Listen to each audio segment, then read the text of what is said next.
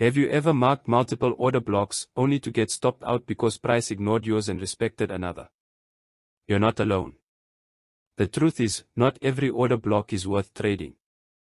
In this video, I'll show you how to filter out the noise and find the best order blocks that smart money actually respects. Make sure you watch till the end, because I'll share a bonus tip that will save you from chasing bad setups forever. And if you find value here, don't forget to like this video and subscribe for more smart money content.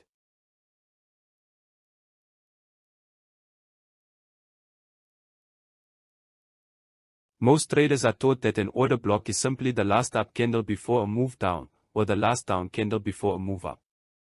But that's just the surface level. In reality, an order block doesn't have to be the last candle in the sequence. What really matters is the context, what happens before and after it. The best order blocks form after liquidity has been taken. Price first sweeps a high or a low, grabbing stop losses, then creates the order block that shifts market structure. That's the footprint of smart money.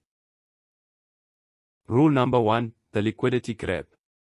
The first rule for identifying high probability order blocks is the liquidity grab. Always ask yourself, did price take liquidity before forming this order block? If the answer is yes, that's a good sign. Here's why. Smart money needs liquidity to enter their trades. They'll often push price above a recent high or below a recent low to trigger stop losses, gather liquidity, and then reverse the market. The order block that forms right after that sweep is the one you want to mark. If there's no liquidity taken, that order block is often weak and short-lived. Rule number 2, fair value gap. The second rule is all about the fair value gap. After an order block forms, you want to see an imbalance nearby. That's a sign of displacement and institutional activity. A fair value gap happens when price moves so fast that it skips levels, leaving inefficiency behind. Smart money often returns later to fill that gap, and that's where your best entries usually form.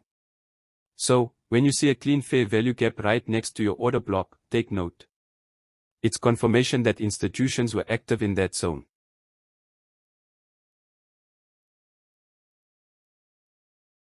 Rule number 3, freshness and higher timeframe alignment. The third rule is freshness and higher timeframe alignment. Fresh order blocks, meaning untouched or not yet mitigated, tend to hold more weight. But don't just rely on lower time frames. If your 5-minute order block aligns with the 4-hour or daily bias, that setup becomes much stronger. Always zoom out and ask, does this order block fit within the bigger market story? If it aligns with structure and remains fresh, it's worth your attention.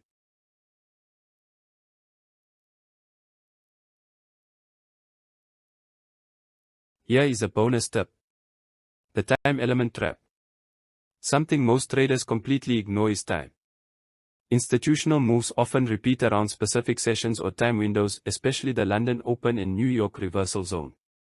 If you spot an order block that forms right before one of these high liquidity sessions, that's not a coincidence. It's smart money positioning ahead of the move. So, next time you mark an order block, don't just ask where it formed, ask when. Timing turns a good order block into a consistent money-making trading zone.